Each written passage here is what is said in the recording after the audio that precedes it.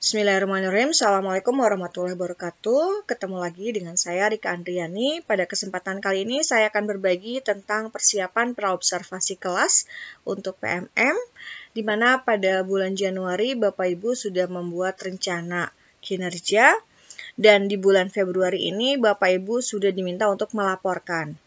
Nah, pelaporan untuk PMM ini periodenya adalah dimulai sejak Februari sampai dengan bulan Juni. Sedangkan bukti dukung yang bisa Bapak Ibu kumpulkan itu boleh sejak Januari. Sehingga jika Bapak Ibu punya sertifikat yang Januari, itu boleh dimasukkan atau dilaporkan pada bulan Februari ini. Walaupun jadwal pelaporannya Februari sampai dengan Juni, tapi Bapak Ibu bisa melampirkan segala kegiatan yang mulai dari Januari ya. Oke, kita akan kembali. Di antara kegiatan di PMM ini adalah ada yang namanya penilaian kinerja guru tentang observasi.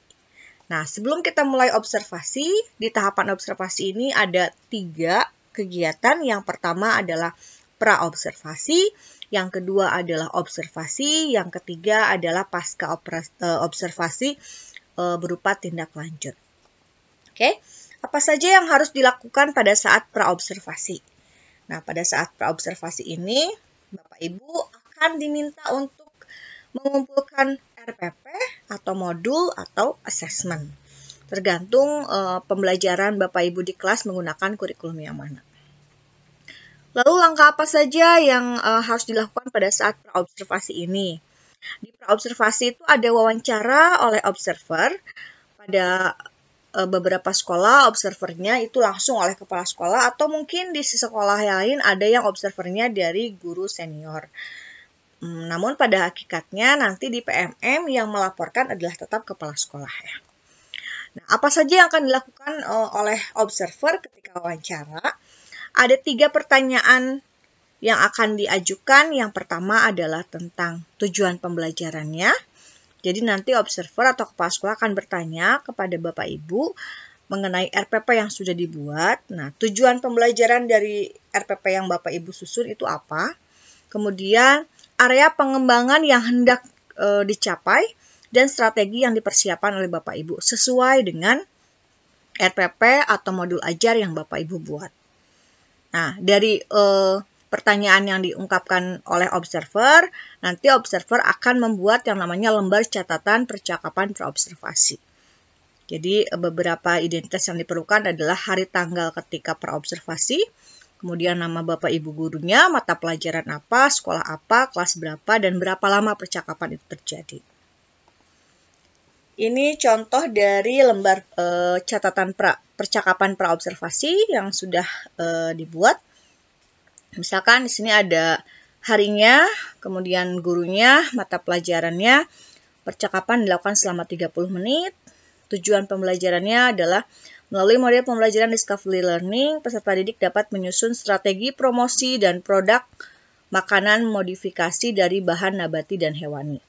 Kemudian ada area pengembangan yang hendak dicapainya, meningkatkan kemampuan siswa dalam menganalisa media promosi produk usaha makanan khas daerah yang dimodifikasi dari bahan pangan nabati dan hewani, dan selanjutnya. Lalu ada juga strategi tadi ya yang ingin diterapkan oleh guru yang bersangkutan.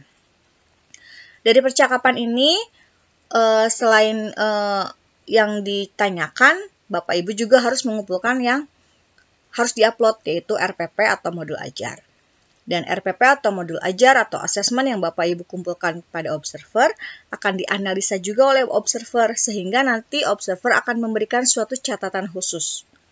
Catatannya apakah itu memberikan masukan, saran, nanti akan diberikan catatannya, kemudian disepakati antara supervisor atau observer tadi dengan Bapak Ibu guru yang akan diobservasi.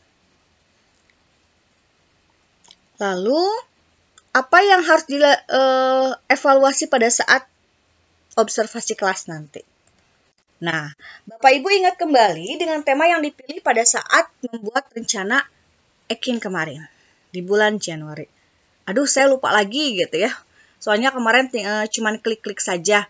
Nah, Bapak Ibu boleh buka kembali di PMM-nya. nanti di sebelah kiri atas itu ada cek rubrik observasi. Bapak Ibu klik saja. Nanti akan muncul.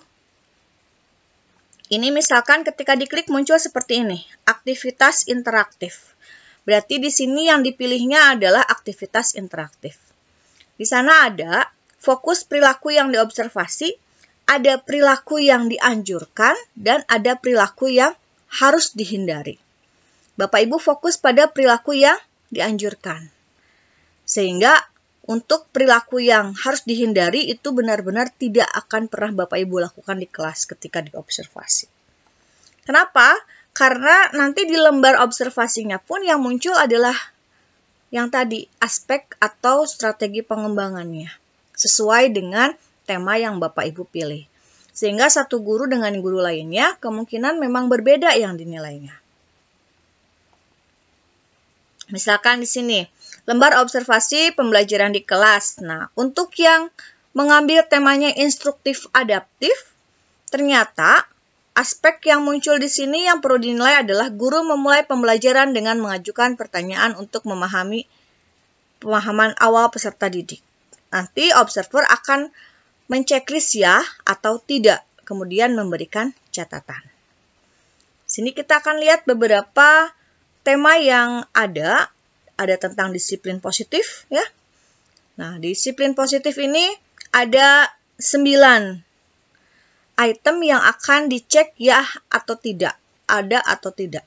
Dan hampir semuanya itu akan ada 9 item ya. 9 item ini mulai dari awal pembelajaran, pelaksanaan pembelajaran, dan refleksi.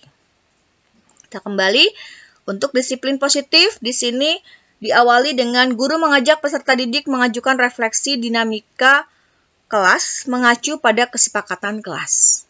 Berarti disiplin positif konsentrasi pada kesepakatan kelas. Kemudian ada juga yang instruktif adaptif. Beda lagi. Di awalnya adalah guru memulai pembelajaran dengan mengajukan pertanyaan untuk memahami pemahaman awal peserta didik. Kemudian di akhirnya guru memandu diskusi refleksi untuk menilai efektivitas praktik pembelajaran. Kita beralih ke tema lainnya, aktivitas interaktif. Nah, lain lagi. Di aktivitas awalnya adalah guru memotivasi peserta didik untuk berperan aktif. Jadi, item yang ada atau aspek yang akan diobservasi itu akan berbeda-beda tergantung Bapak Ibu memilih tema di awalnya apa. Jika Bapak Ibu lupa lagi temanya, maka silahkan begitu buka PMM, klik rubrik observasinya. Atau sini akan muncul yang Bapak Ibu klik waktu buat perencanaan itu apa. Jadi, ketika observasi Bapak Ibu nanti di kelas fokus pada penilaian-penilaiannya. Jadi jangan lupa Bapak Ibu untuk melihat kembali nanti di PMM-nya akan ada hal yang harus dilakukan oleh guru dan yang tidak harus dilakukan. Kalau misalkan takut lupa, Bapak Ibu boleh buka PMM-nya di HP, kemudian ketika muncul bagian ini, Bapak Ibu screenshot agar dapat diingat kembali bahwa oh iya, di sini yang harus dilakukan adalah di awal apa, kemudian di pertengahan apa, dan di akhir apa. Sehingga nanti pas pada saat penilaian atau diobservasi banyak yang iya gitu ya, sehingga nanti dinilai pembelajarannya berlangsung dengan baik sesuai rencana. Oke, itu yang harus Bapak Ibu fokus di observasi. Nanti setelah observasi kita akan ada pasca observasi. Tapi akan saya bahas di video selanjutnya. Oke, Assalamualaikum.